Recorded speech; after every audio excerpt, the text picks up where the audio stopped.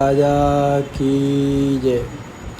ये जो त्रिशूल के आप दर्शन कर रहे हैं ना, ये त्रिशूल माँ भगवती जो देवासुर संग्राम हुआ था उस समय माँ भगवती ने ऊपर से इसकी वर्षा की थी, इसलिए इसको वर्षी गाजा के नाम से जाना जाता है।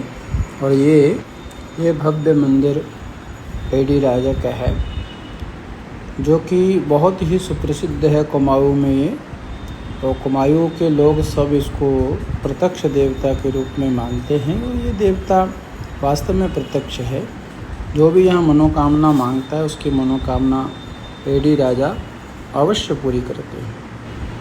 आप सब लोग भी इस परम पवित्र त्रिशूल के दर्शन करें और अपना जीवन सफल बनाएं, क्योंकि ये दर्शन करने से मात्र से ही कहते हैं कि भगवान एडी राजा सबकी मनोकामना पूर्ण करते हैं। आज परम सौभाग्य रहा कि पूज्य बाबा जी के साथ में हमें दर्शन करने का सौभाग्य प्राप्त हुआ।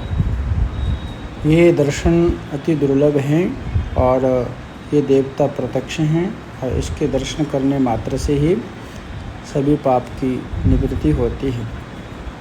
यहाँ की जो आसपास की जनता हैं, वो जनता इसको प्रत्यक्ष भगवान के रूप में मानती है, और इस देवता की बड़ी पूजा है।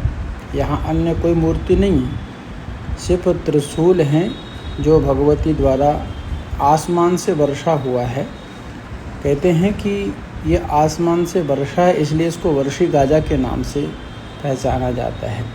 ये जैती के पास में एक स्थान है एडी राजा का, तो इसका ऐसे जयकारा लगाते हैं, एडी राजा वर्षी गाजा की जय। तो ये आप लोग सब दर्शन करें। पूज्य बाबा जी महाराज पूजन अर्चन कर रहे हैं, आरती कर रहे हैं। सभी संत महापुरुष साथ में पूज्य बाबा जी के साथ आप लोग भी अपने मन में ये धारण करके इस पवित्र त्रिशूल के दर्शन करें।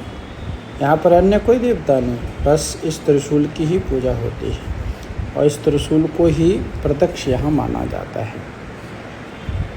हम लोगों का परम सौभाग्य है कि पहाड़ के जितने देवता हैं वो प्रत्यक्ष हैं, और प्रत्यक्ष होने के साथ साथ वो तुरंत फल देने वाले हैं, और तुरंत ही फल देते हैं। पूज्य बाबा जी ने आज यहाँ पर भंडारा दिया, सभी जो आसपास की जनता थी सब पधारे, संत महापुरुष भी पधारे, और सब संतों ने यहाँ पर अपने अपने भाव प्रकट किए। पूज्य अपने वाणी को एडी राजा के लिए समर्पित किया।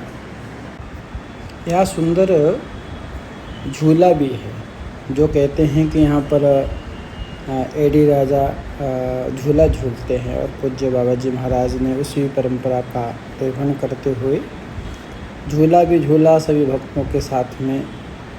ये कहते हैं, एक बात मैं स्पष्ट कर दूं आपको, कि जब बाबा जी महाराज 7 वर्ष की अवस्था में जब घर का त्याग करके अपनी आध्यात्मिक यात्रा प्रारंभ की, तो प्रथम जो रात्रि विश्राम था, तो बाबा जी ने अपने मुखारविंद से कहा कि मैंने प्रथम जो रात्रि विश्राम है वो इसी मंदिर में किया। इसी एडी राजा की कृपा से ही बाबा जी ने बोला कि हमें आगे का मार्ग प्रशस्त हुआ। आज पूज्य बाबा जी महाराज ने ये बात अपने मुखारविंद से सबके सामने कहा कि जो मेरा आध्यात्मिक का मार्ग प्रशस्त किया वो एडी राजा थे। तो एडी राजा को हम बहुत स्नेह करते हैं, बहुत श्रद्धा रखते हैं। तो बाबा जी महाराज ने अपनी वाणी को स्पष्ट करते हुए कहा कि मेरे जीवन में एडी राजा बहुत महत्व रखते हैं। आप भी दर्शन कर